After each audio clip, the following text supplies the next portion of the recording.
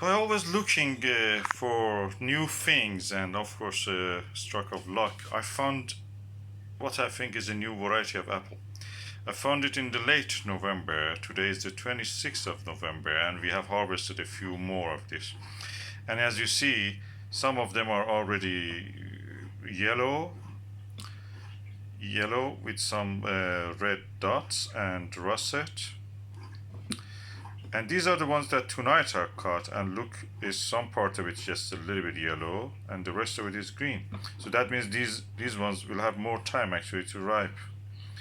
And so this is a new variety of apple to me. The shape of it, as you see here, is kind of conical.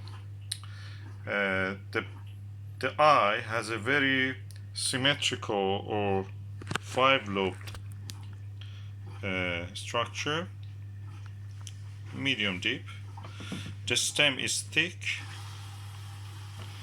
no, thin actually, and straight almost with a slight angle. The here is quite deep actually, relatively. The shape of it is very strange in that sense that it looks like a yeah, looks like almost like a quince, but quite small. This is a tree that never was in a way being trimmed, never been, the fruit has never been trimmed, it's not cultivated. It looks as if it was from a pith because we cannot find any name for it anywhere. And I'm thinking that maybe we have discovered a new apple. It's tasty, the taste of it almost similar to pineapple. I'm going to open the book of the Rosie Sanders and just go through some of the features we can identify here right away. Okay, I take this fruit as a typical of this apple. As you see, okay, I will put it upside down, like the way in the book. This is the cavity. As you see, the cavity is relatively deep. The stalk in all the samples that we have is slender, slightly at an angle. The eye basin is relatively large. Apex of it is here, and yeah, the shape of it, if I want to compare with any of these ones, is long conical, like this one here.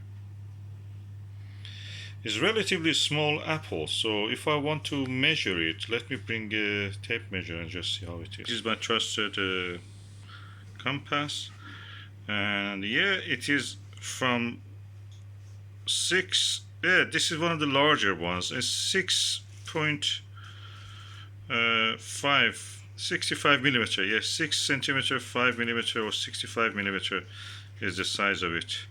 That's one of the larger ones. The largest one, which is this one, and is not ripe, I suppose, is around slightly less than 70 millimeter. That was the length of it. Now let us see the width. If I put it on the compass, the scale is there, is something, yeah, 65 millimeter. So that is 65 by 65 in a way, although it is conical like this, but the dimension is kind of, you know, uniform. And the same is true for this sample probably. I will measure it again here. Yeah, that exactly 70 centimeter, 70 millimeter, 7 centimeter. So this apple is small. It never have been trimmed, never have been, you know, in a way removed any apple to let the apples grow bigger. So this natural size of it is this. There is a variation between the size. I can bring a few smallest one also just to show. Okay, these are the smallest one, and as you see, this small one is typical of the size. So I'll just put it here to measure. From the eye basin to the cavity of the stem is around 5.2 or 5.3 centimeter, around 53 millimeter. And the width of it, again, is from, yeah, again 53 millimeter. Funny enough, this tree doesn't receive any pesticide or anything. It grows wild on its own. Nobody cares about it. And yet, most of the apples are all right. You just see occasional damage by the pests. But usually they're free from any damage. This one has been pecked by a bird. This is all right. Has been damaged by a bird and then rotten probably, or a worm has dug something into it. Yeah, that's a worm damage. And so we know it's conical. The size is in the range of the 5 to 7 centimeter.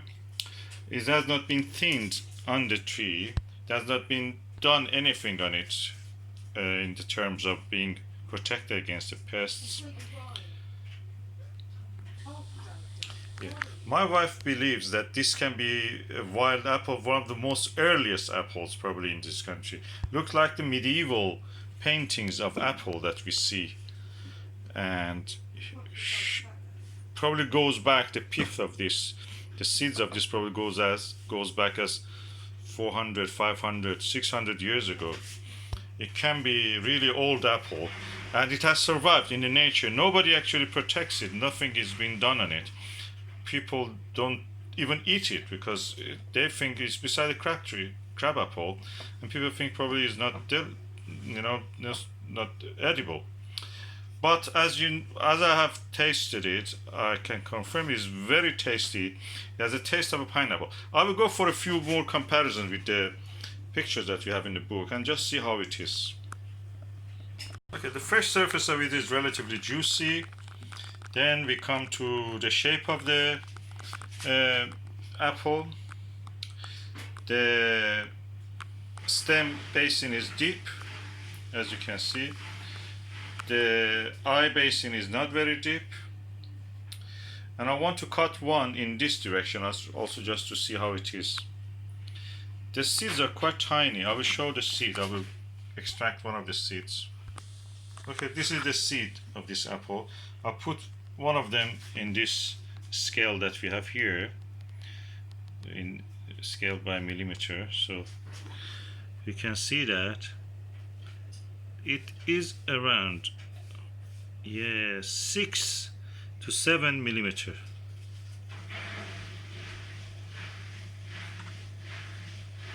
Yeah, 7 millimeter. I'm going now to cut this sample also, but I will cut it across to get a pattern like this.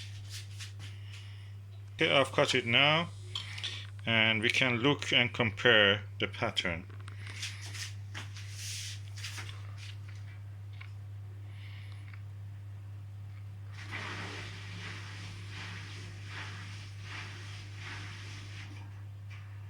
The pattern of the seed is more like this, along the axis. It's like this. The seed of the apple looks more like this last one.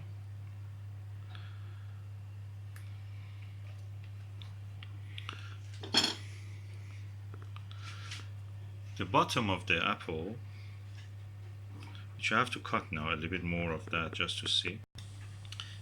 The eye basin is more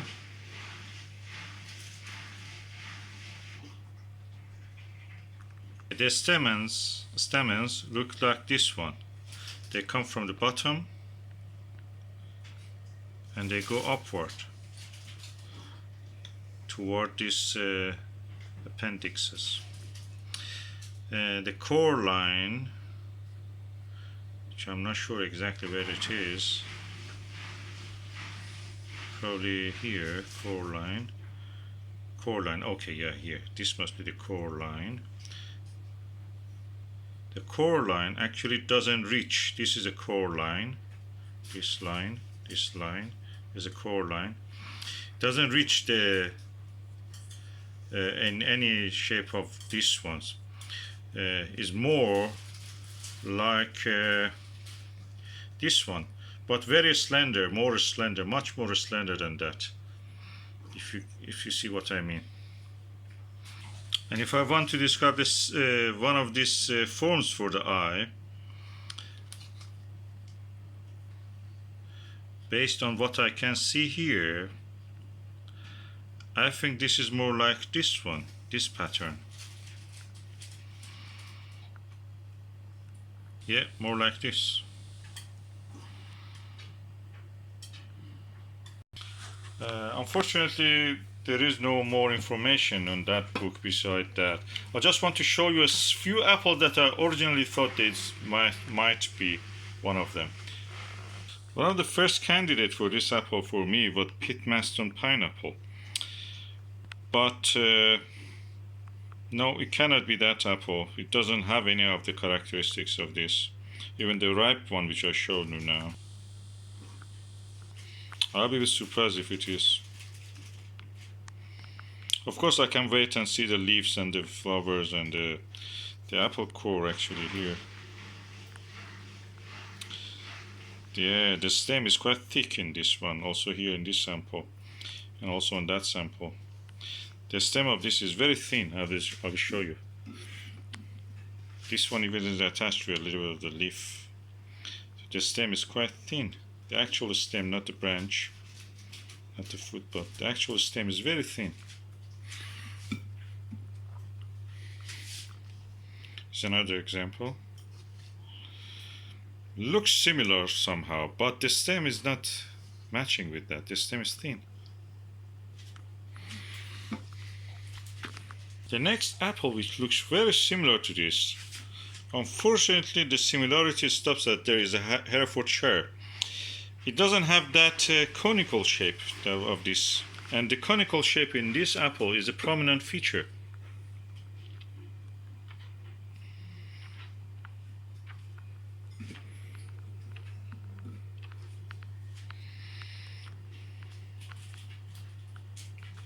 Is it that?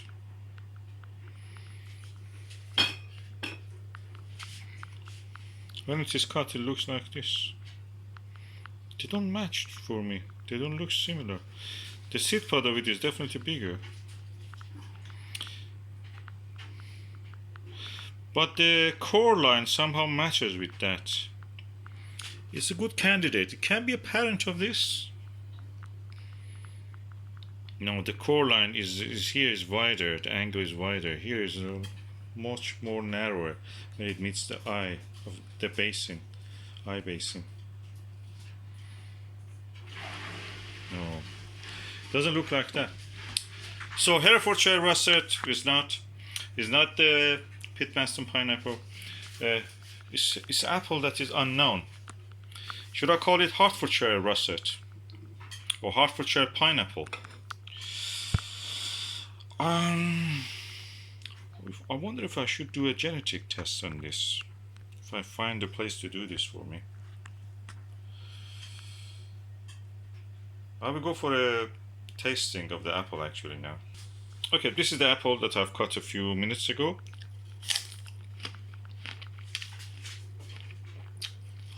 Relatively dry. For from 1 to 10, describe the wetness of it, the juiciness of it. It's somewhere between 3 and 4. It's not dry, but it's not very juicy. The first thing comes to mouth, you can taste there's a slight acid, not much, fruity acid, pleasant. No aroma, mostly like a Hertfordshire russet. Herefordshire russet.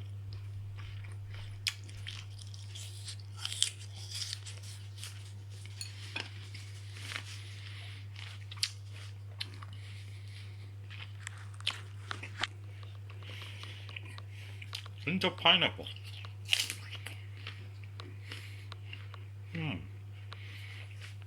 I would say it's a late apple. As you see, 26th of the November. They're yet green. Some of them are ripe already.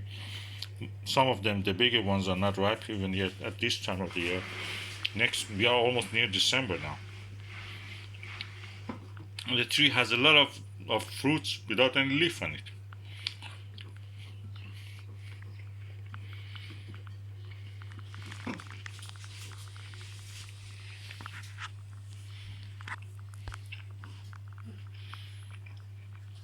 So it's a completely new apple to me. It has some of the characteristics of Pitmanston apple and Herefordshire pineapple and Herefordshire Russet, but just that. They can be a parent of this, or this can be a parent of them. As we discussed, probably is a medieval, very ancient woodland tree. This apple I harvested about 3 days ago. Has yet have the taste.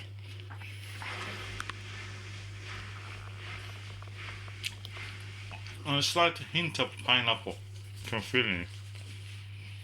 That fruity taste.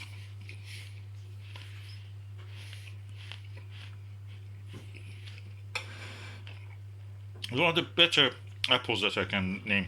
It's really delicious. For this time of year, it's the best apple that I've tasted for this time of the year. Naturally grown. Not imported apples, I'm not talking about those ones. Naturally from the tree. You have to harvest it. It's one of the best tasty apples. And I wonder what we should do with this apple. This is a new variety. I looked in the websites, Name an Apple, or the books, Rosie Sanders, other books that I have. No mention of this apple. I just put the apple with the cut apple along the axis cut, along the basin to the eye cut, and the whole apple and the seeds and the stem of it beside together for a shot. Just like family shot or memory shot or something like that. I'll take a picture of this.